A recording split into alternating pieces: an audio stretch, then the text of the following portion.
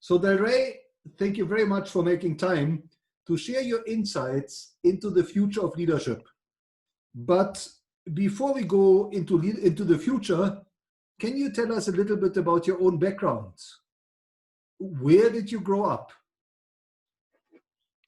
I grew up on a farm in the Overberg region, about 50 kilometers inland of Cape Agulhas, the southernmost point of Africa. Right. And what was your dream career when you grew up? Because of my upbringing on a farm and my love for outdoors and animals, I wanted to become a farmer or a vet. Okay. So who inspired you in your early days? Nelson Mandela, also a rural boy. Having grown up in the 90s, I guess I share my inspiration with many others. Right. And looking back over your career, Delray, would you say there was a turning point? Yes, at the age of 25, I was appointed as an acting regional manager. I had to oversee 10 branches and was responsible for a staff complement of around 100 people. Yeah. Since that time, I have moved 6 times. So I've held 6 different roles in that time. Yeah. And 6 different roles at Capitec. So you've been with Capitec now almost Yeah, 15 that's years. correct. Almost 15 years, is that right?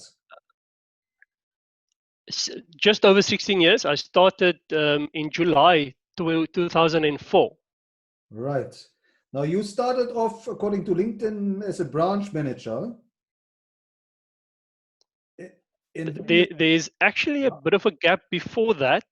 yeah. Uh, I started as a service consultant in 2004. Okay. And a year and a half after I started, I was promoted to a branch manager.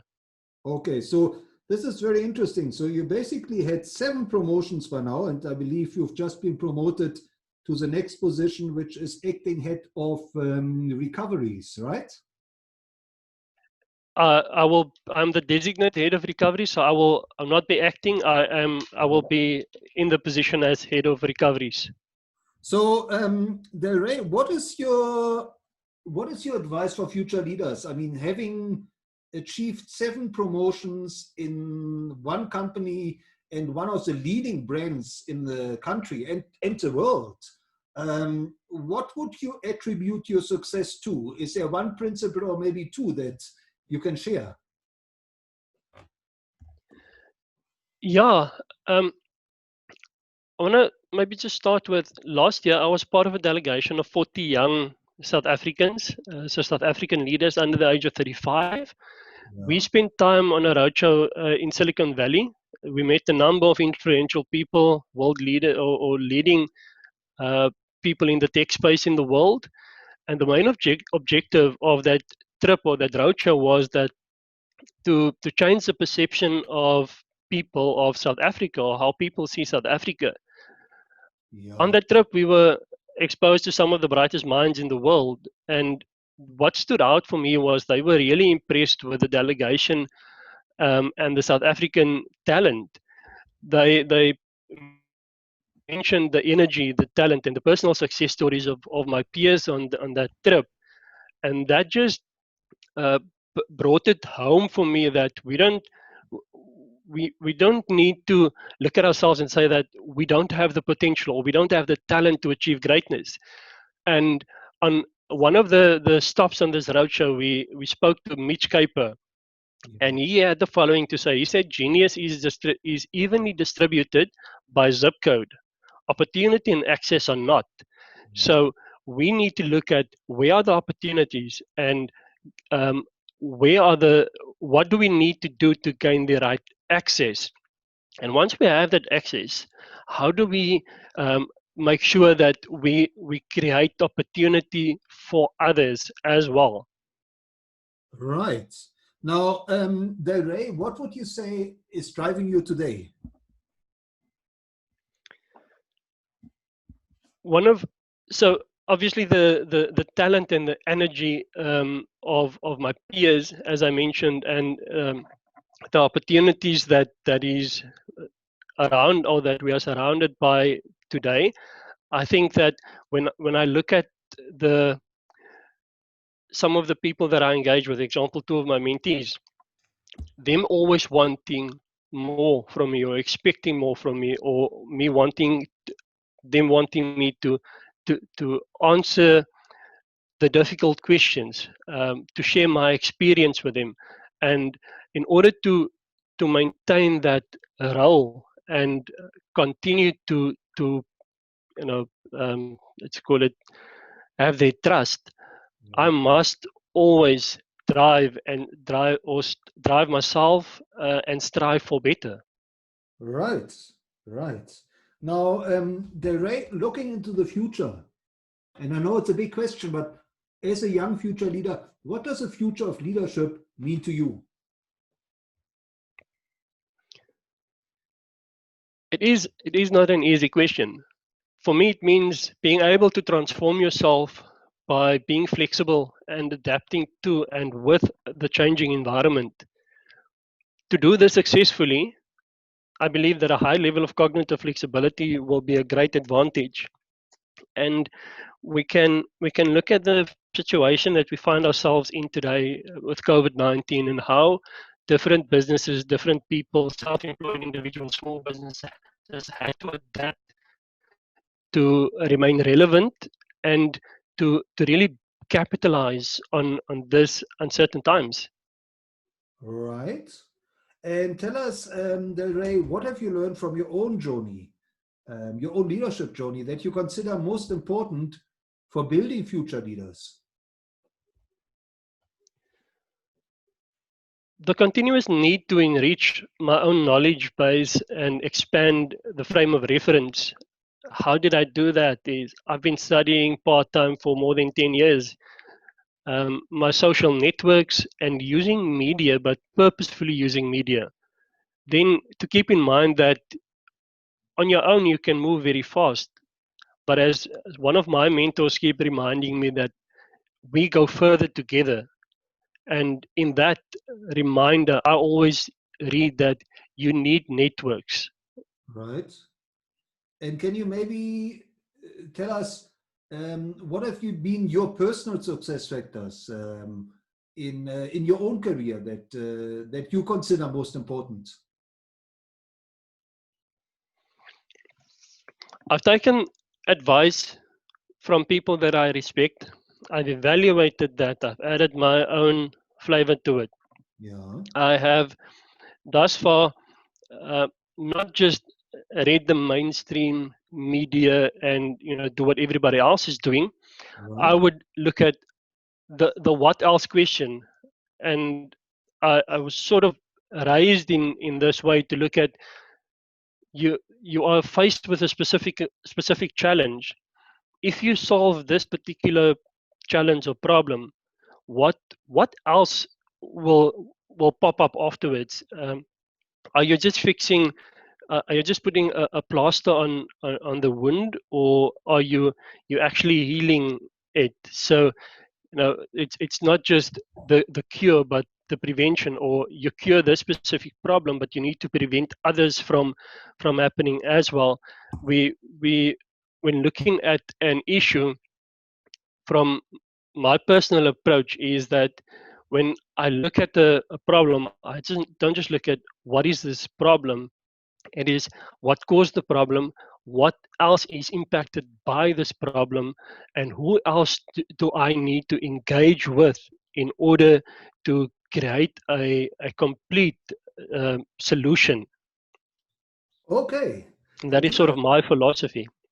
Yeah, and obviously it has served you well and is serving you well. And I think it's a very important philosophy for future leaders um, that that we need to highlight. Now, Delray, when it comes to social media, what would you recommend future leaders? How should they go about navigating social media to build their own leadership brand? I think it is important to remain authentic.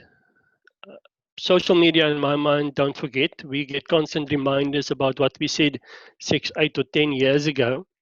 Therefore, you must guard against what the populist trends are. Make sure that you don't overreact, and don't just, when you look at, or when I mean, what I mean with authenticity is sort of remove the fluff from it. It is following the populist trends means that there's a lot of noise, and I'm saying look through that noise to what is authentic behind it. Look at the real story and support that instead of just the populist views. Okay. Now, So that people know who you are. absolutely. Authentic leadership. Thank you. Now, Delray, when it comes to challenges, what is your advice for future leaders? How should they, or what kind of challenges should they expect to encounter in their career?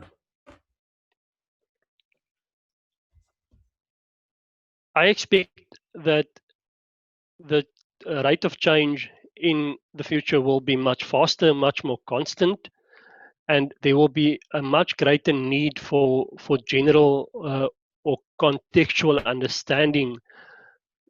So read broadly.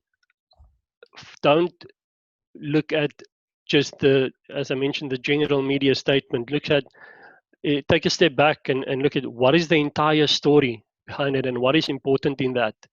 And when doing that, look for the opportunities in that shows promise of longevity. Right. And you touched on new skills when you spoke about your visit to Silicon Valley last year. Can you maybe share what would you say are the new skills that future leaders should learn and master today? I think skills that must be mastered, and it might not necessarily be new skills, it is being used, but not generally, is skills such as scanning the environment to have a broad look at what is happening from various perspectives, and then forming a succinct view for yourself from that, and then applying that in a systems thinking approach. Right.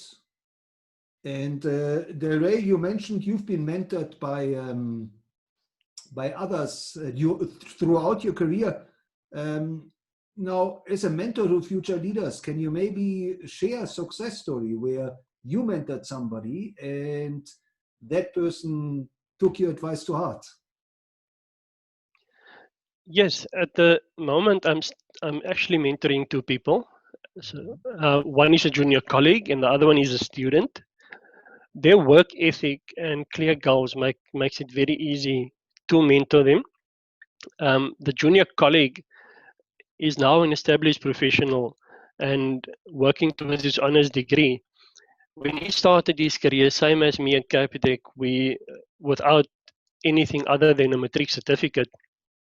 So it took dedication for part-time studies to get to where he is, and yeah, he's a senior specialist today and is managing a team of people, which is very good and for me to see. And then the student is studying to become a mathematics teacher initially and eventually a mathematics professor. And the purpose of that from her perspective is that she wants to uplift others from her community by being a role model. Yeah. Okay. So, yeah. Okay. So you've got two mentees at the moment. And can you maybe tell us, are there any role models of leadership that you came across in your own journey, in your own leadership journey or your learning journey that you would recommend future leaders should study? Yes, definitely. Somebody that really excites me is Chimamanda Adichie. And the reason for that is that she speaks about the danger of a single story. And what I take from that message is that you must study multiple leaders from various disciplines. So I mentioned Nelson Mandela earlier, definitely somebody to study. Then I would recommend studying the work ethic of the late Kobe Bryant, the basketball legend. And then there is Amy Mullins. Amy Mullins is a double amputee. She's a model, an actress, and she's actually a record-breaking athlete. At a conference last year in in San Antonio, Texas, she said the following. She said, "Never to stop thinking like a child and use your curiosity to solve your problems." She also said, be willing to put your ego aside, and you cannot afford to be normal if you want to be extraordinary. And those three things are so important for me as a leader, and to constantly be reminded of that. Okay, this is profound. You cannot be normal if you want to be extraordinary. That's correct. All right. Well, thanks for sharing, Delray. So how can our listeners connect with you, and where should they follow you? On Facebook, LinkedIn, and Instagram, I can be followed as Delray Brikkels. Yeah. And on Twitter, it is Delray S at Delray S_B. Yeah, that is the Twitter handle. Yeah. And predominantly on LinkedIn. Okay. LinkedIn. Great. Now, last but not least, is there one piece of advice that you would really like to convey to future leaders that they should implement in their own lives? I want to echo what Amy Mullins said, and that is never stop thinking like a child. Yeah. For me, that means that we must listen to the children because they can help us solve the problems. Okay. Well, I've made so many notes. Thank you so much, Delray. This is really fantastic. And thank you for sharing your insights and your wisdom into the future of leadership, and reminding us that we actually need to be extraordinary. We need to help others to become extraordinary, and we need to listen to the children. Thank you very much, Dr. Nick, for the opportunity. I really enjoyed the interview. Great. Thank you so much.